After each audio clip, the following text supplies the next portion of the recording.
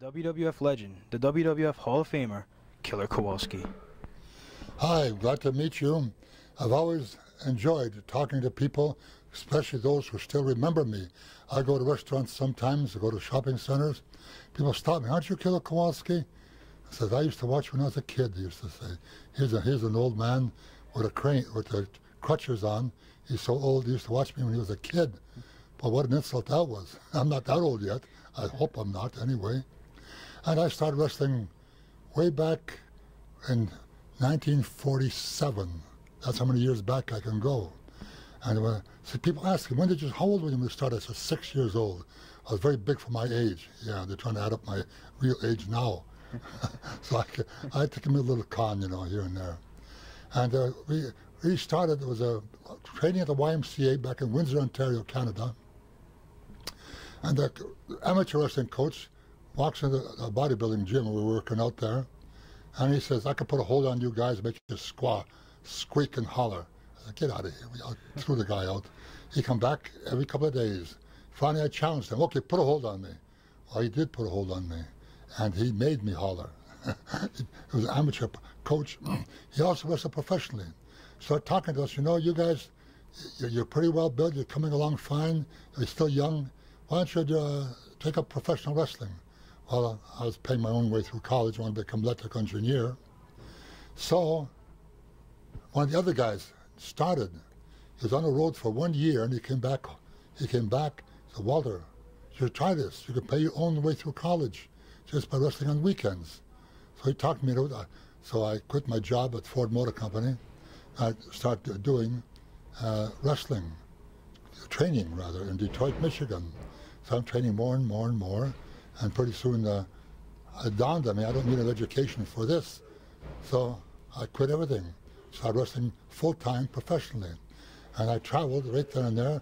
As I got better, naturally, I went and started wrestling around the Toronto area, in Ohio, throughout Michigan. And I went out into Kansas, wrestling out there. And the guys who trained me back in Detroit, Michigan, they used me as a more or less the motion person, because they figured, well, some good wrestlers are coming out of this training school back in Detroit. So they wouldn't let me stay away too long. I go to Kansas to wrestle, Kansas City, Kansas, and I have to go back home in a week and a half or so. So finally it dawned on me, this here guy was afraid to lose me. So I said, "I want to buy my contract off you." I said, "Okay, how much?" He said, $600. I didn't have $600 at the time, so I bought it for my family, paid him $600, and I was on my own then. I could take whatever bookings I was offered. So I went to St. Louis, started wrestling in St. Louis, moved there, and I started wrestling for a fellow by the name of Sam Muchnick, and I started wrestling for him. And from there, another big-time wrestler, Lou Thez, he took me to the gym and started teaching me moves that I'd never even dreamed of before. And he said, "Walter, over the years, you may be tested to see how tough you really are." So he was showing me some moves we call shooting holds. And I was tested. And I remember one time I wrestled a guy with Antonio Inoki one time, and he knocked me out for a tenth of a second. I was so angered by that, I threw him in the ropes, and it's his hometown, Osaka, Japan. He lives there. This was a Friday night. And Saturday, I wrestled Baba. On Sunday, I leave, fly back to the United States. So it's his hometown. I'm going to let him win the match. But I was so angered by what he tried to do to me that I nailed him, knocked him out completely, and then he's supposed to win. I picked him up to the ground, lifted him up, and fell down with him on top of me. The referee counted 1, 2, 3, counted me out. I threw him off of me. I'm walking back to the dressing room. I turned around. I looked over. He's still unconscious. The referee's raising his arm while he's still laying on the ground. So after a while, word got out, "Don't mess with Kowalski. He's pretty tough." And as I went along, I enjoyed my whole career. I traveled. I made 13 trips to Japan. In fact, I lived in Hawaii for a while. But I go to wrestle to Japan. I go to Hong Kong, Malaysia, Australia, and finally I got a contract to go to South Africa, and at that time it's called Rhodesia, now it's called Zimbabwe. So after one year in Hawaii, I let go of my apartment, very expensive at the time. Man, a fully furnished apartment I had right in Waikiki in Honolulu. It was costing me $285 a month for rent. Imagine what the price would be today. Wow. So, and then I went to, I flew down and wrestled in South Africa, and I trained and worked out over at Johannesburg. I went to Rhodesia to wrestle, and I wrestled throughout there, and I wrestled throughout there all over, and I came back, went over to Rome. From Rome I came back to WWF. Or I wrestled for, in WWF, I wrestled for Jess McMahon. That's the grandfather of Vince McMahon, the boss now, and I wrestled for his father, Vince McMahon Sr. And at the time, so in fact I was good enough, so they let me wrestle for them. They put me on the road to go ahead for 1 year. I come back a year later, I wrestle for them again.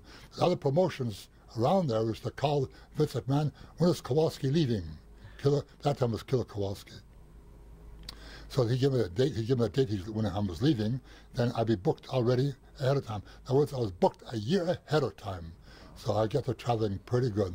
I remember a match one time, 1954, 53, 54, in Montreal, Canada. Had a match there, a big match with a fellow by the name of Yukon Eric. Well, at the time now, a lot of wrestlers had cauliflower ears. I still have them. They're hard. What it is, they get punched in the ear a few times, it swells up. Because of poor circulation in your ear, it congeals. There's poor circulation, it dries up. A lot of times they get bent cartilage and things like that. Well, Yukon Eric, both his ears were cauliflower, they call cauliflower ears. I tied him his leg in a rope, over the second rope, his toe underneath the bottom rope, and I climbed the top turnbuckle, jump off him to get my shin across his chest. The referee was underneath me, so I jumped over the referee. I have a photograph of that at home. And Yukon Eric saw me coming down. He turned away. I'm coming down on his face, so I turned my body. My shin scraped his cheek so tight that it hit the ear, just ripped it off the side of his head, rolled right across the whole ring. The referee went over there, picked it up, and I said, "What's that?" I said, "That's his ear." And we looked over at the Yukon Eric. His blood just spreading all over the place. So this was a Wednesday night at the Montreal Forum. This happened. We get paid on Fridays. So Friday, I went back to the office, wrestling office, to get paid. And the promoter, Eddie Quinn, said, "He's been to the hospital." I said, "For what?" So go apologize. As these things happen, I don't apologize for anything. So he told the office guy, "Take him to the hospital." So at that time I was wrestling, and the name was Wladek Kowalski, which was Walter in Polish. So the hospital was only a block away. I walked over, I walked up to the second floor. He said, "That's his room down there." I looked over and the door was open, a bunch of people in it. I'm not going in there. I start walking away. He runs down there. He says, "Wladek Kowalski's out in the hallway here." Oh boy. So I walked in, I stood in the doorway, looked across the room. There's Yukon Eric sitting on the edge of the bed with his feet on the floor.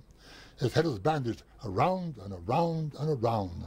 So I'm looking at him and smiling. The first thought that came to my mind was, Humpty Dumpty sitting on a wall. So I started laughing. So he smiled at me, and I threw off my arms in the air, and I laughing at him. I threw my arms down, I walked out. In the room were women and men, television people, and newspaper people. The next day, in Montreal Gazette on Saturday, it was headlines. Wladek Kowalski visits Yukon Eric in the hospital and laughs at him. Well, the following Wednesday, I'm wrestling the Montreal Forum again. And as I'm walking toward the ring, people are throwing junk and garbage at me, all kinds of stuff. Something hit me, bang! I looked down, it was a sow's ear, a pig's ear. But that long, indelible ink, written on it, Yukon Eric. Wow. People hollering, "You're an animal, you're a monster, you're a killer." Oh, by God, I become that. Killer Kowalski. And that whole thing happened in Montreal, Canada. So, in fact, one time I met a guy one time. He says, "What's your real name? You want to interview me?" I says, "Killer." "No, your real, what's on your birth certificate? What's your real name?" I said, "Killer. Killer Kowalski." How could that be? Well, when I have imagination. When I was born, the doctor was taking me out of my mother's womb. As he was pulling me out, he pulled too hard, he hurt me. I reached over and hit him in the nose. He broke his nose, he fell down, says, "You're an animal, you're a monster, you're a killer." My mother couldn't speak English. She liked the sound of the word killer. So I got an interpreter. So, and he mentioned the name to her. So she wrote it, he had him write it down in the English, killer. She liked the thing, and she put that in my birth certificate, killer. That's a lot of bloating, actually, but people believe it.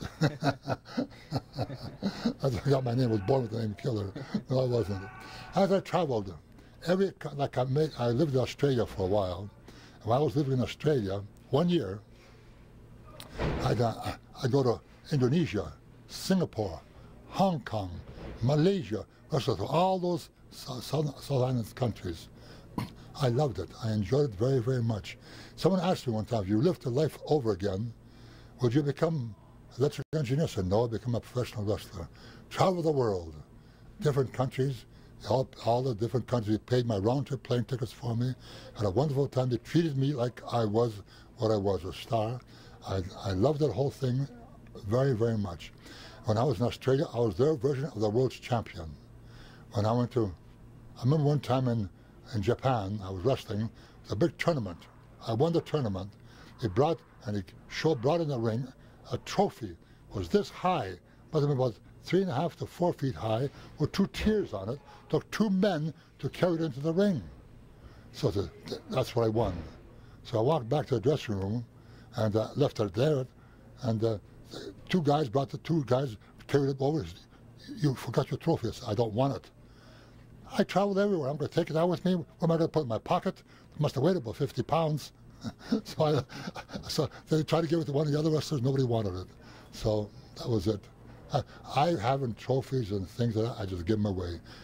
So but I had nothing to do with them. I was single, traveled all over. And what am I going to do? Carry these things with me? I'm on a road all the time, from one country to another. I can't afford to take all this stuff. I used to give it away to friends of mine. So what the heck? I enjoyed it. And if I was lifting my life over again, I would do it again. Now I still make appearances at different places, give me a plaque. Well, a plaque I can take home, put it in a pile. I have a pile about 5 feet high of plaques. And all these things that I enjoyed, I would do it all over again. That was just a wonderful, wonderful time. And when I was for WWF, for 1 whole year, I was tag team champions for WWF was called at the time, with Gorilla Monsoon and I. Then another year, and later on, Big John Studd. And I give him the name John Studd, because he was a big 6'8", weighed 300 pounds, very built, big, heavy guy. And we were tag team champions for 1 solid year, too. One time when I left there, I was wrestling in Florida. I got a call from Vince McMahon Sr. He said, I just left there 2 months ago, and I got a call from him. He said, Waller, we want you back. I just left there 2 months ago. We need your talent. We want you back here again. It's okay. So I came back. They took care of me very, very, very well. So that's what it was. See? And I was world champion in one country, world champion in another country. Like when I was wrestling in California, I was their version of the West Coast champion. In Florida, I was the Southern States champion. So in Kansas City, they made me the Mid-America champion. So everywhere I went, I enjoyed it very, very much. Remember one time I'm wrestling in Ventura, California, and I'm retiring in 2 years. So in fact, the dressing room was filled with a bunch of Mexicans who were afraid of death of me. They're afraid to go in the ring with me, afraid to do anything with me. They wouldn't even come near me. So I'm sitting in the corner there, putting my wrestling shoes on. This big bodybuilder walks in. Boy, oh boy, he was about 6'4". I'm 6'7", and very well built, small waist, big arm, big chest. Boy, oh boy, oh boy. And so he walked in, he addressed the referee, who am I wrestling? He said, the guy in the corner. He said, oh, give me a break. So I said, well, so I told the referee, he's a friend of mine, I said, let me go in the ring first. Sure. As I walked out, people thought they knew me. People started booing, booing, booing, like that. So went up in the ring, stood in a corner, slouched down like that, like like what I was, an old geek. And he started walking out in the dressing room. People went, ooh, they're applauding him. Well, I knew how to take care of guys like this. Within 4 minutes, he was, that was him breathing. After 10 minutes, he says to the referee, I quit, give him the match. So the referee says, what do you say, Walter? I said, baloney, I was not even warmed up yet. We wrestled for another 5 minutes. Pretty soon, he crawls out on his hands and knees underneath the ropes and threw up on the floor twice. I grabbed him by the ankles, pulled him right back into the ring again. Pulled him up off the ground, battered him down, pulled him up, battered him down. Referee said, Walter, what do you want? What's the matter? He says, he's turning blue. I looked down, holy mackerel, he's dying. So we ended the match right then and there. All those Mexicans who are watching the match come running out there, carried him back to the dressing room. So before I went back to the dressing room, I just challenged the people and everything like that.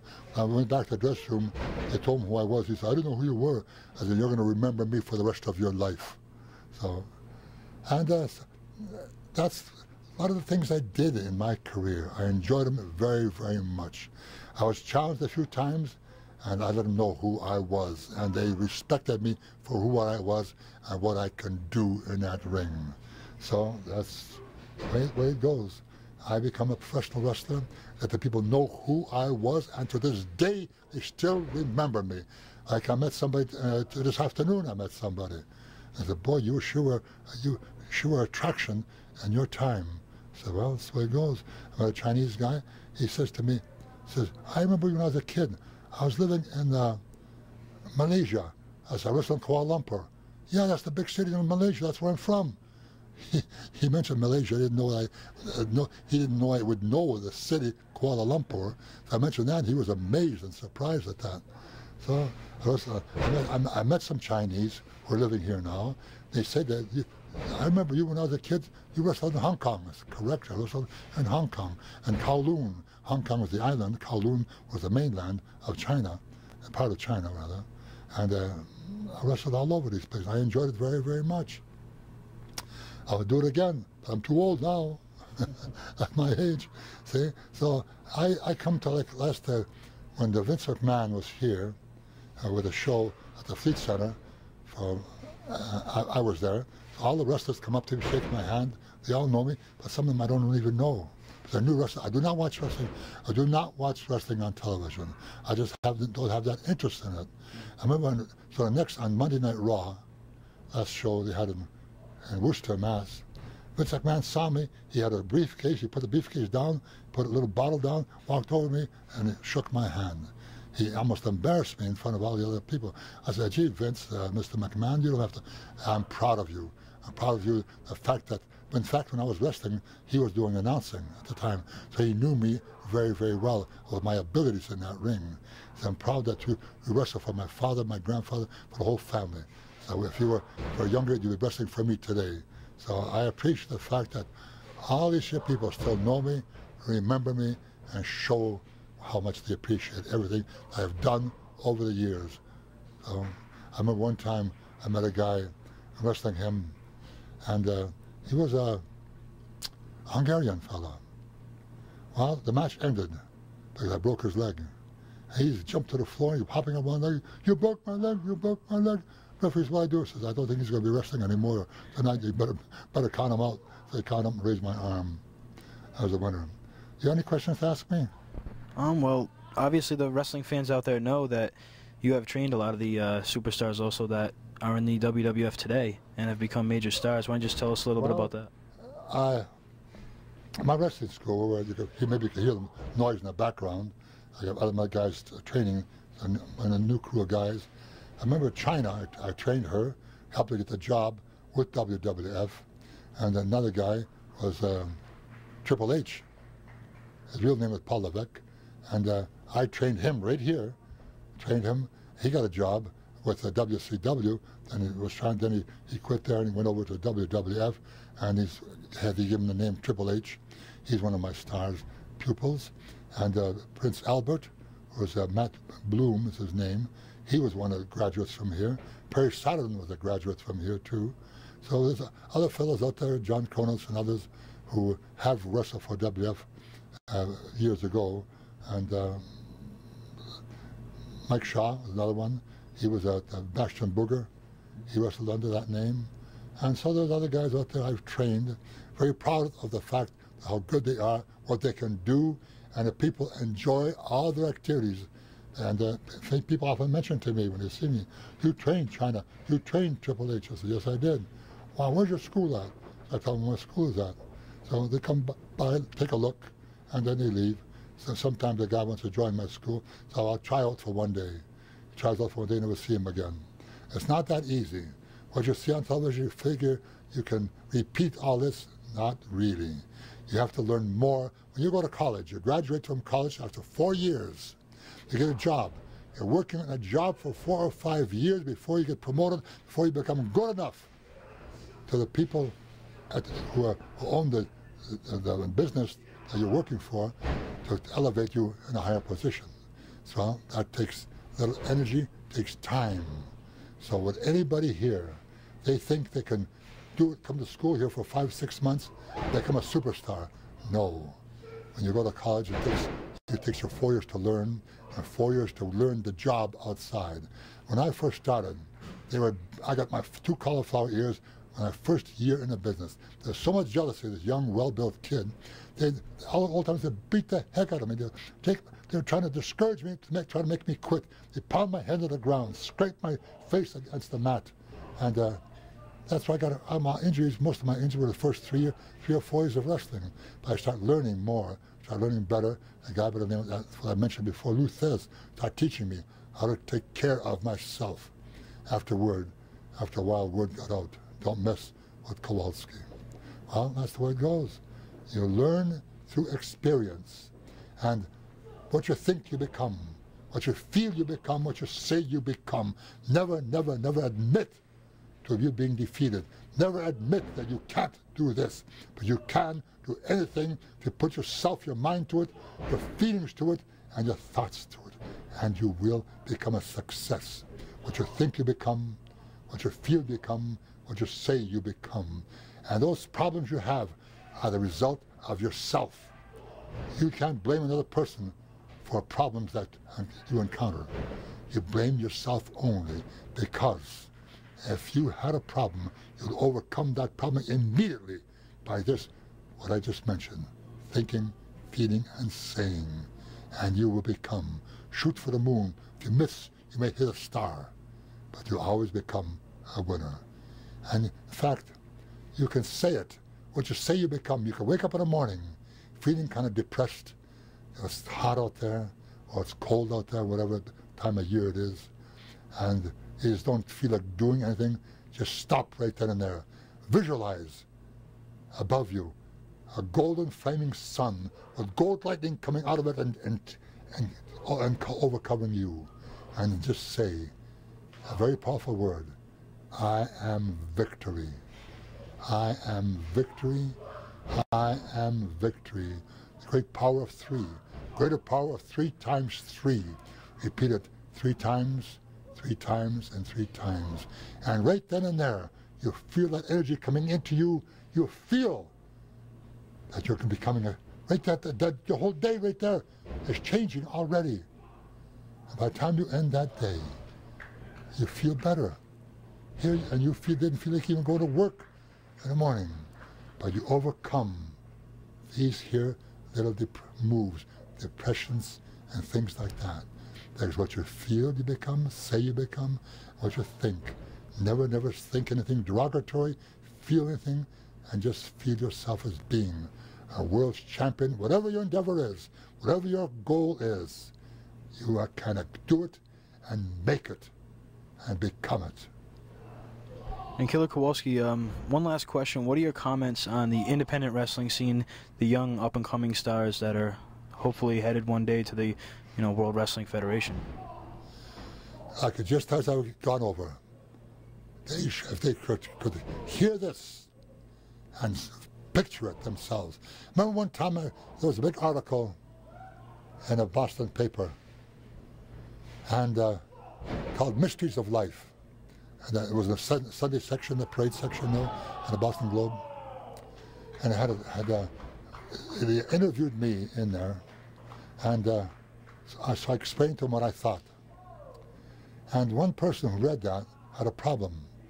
So I received a phone call and like to meet with me, one woman. So we met at a restaurant. I said, what's your problem? She says, I have a job, I'm working with a person who hates me.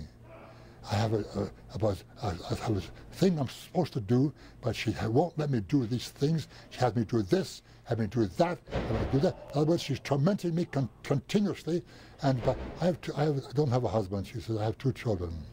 And it's starting to affect my 2 children, my 2 girls. Because when I come from work, I'm so depressed, and I feel so angered about what is happening to me throughout the day, that my children will be affected by it. I says, look, it's going to take you a little time to do this. Visualize your boss with a golden flaming sun, with gold lightning piercing through her and around her, and visualize it.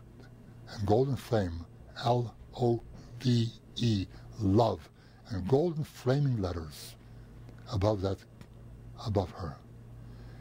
When you go to work, you see her, visualize her in that, with that image around her. When you ever think of her at home, think of her that way.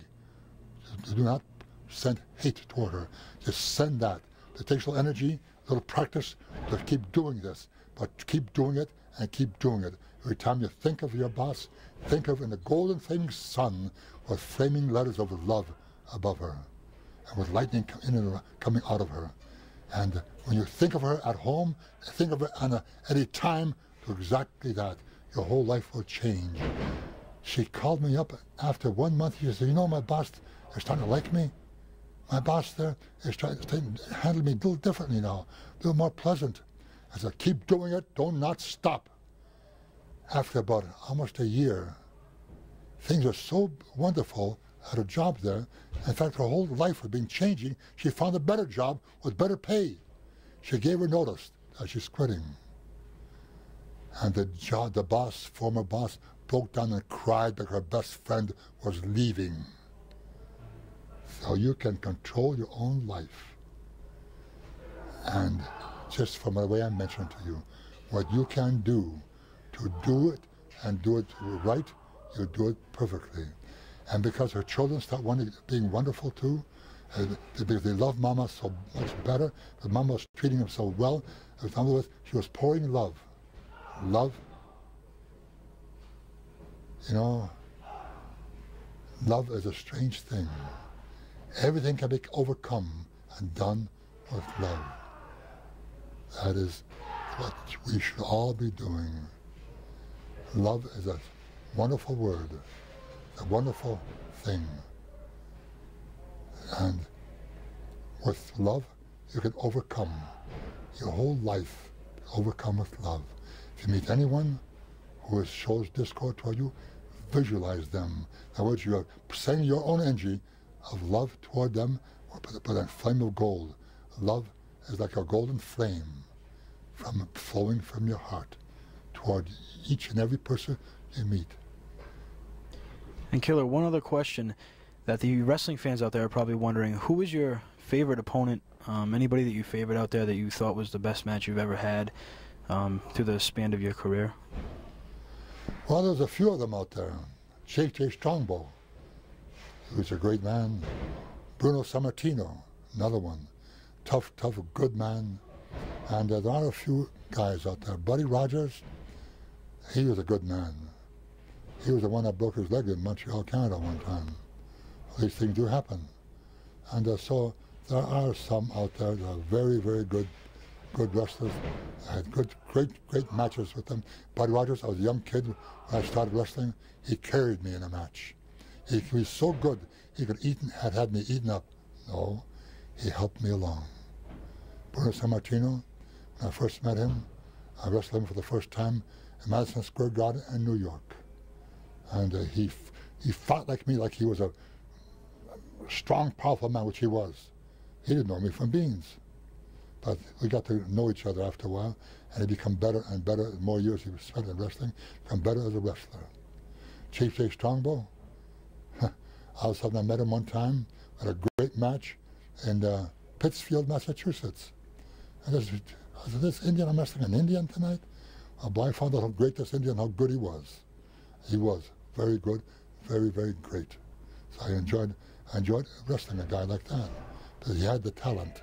So when I meet guys who have the talent, then I can show the people what I can do in that ring.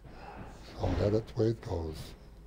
Well, Killer Kowalski, we thank you for joining us here on Joe's Hardcore Wrestling Talk Show. Oh. Oh. The #1 wrestling talk show in New England.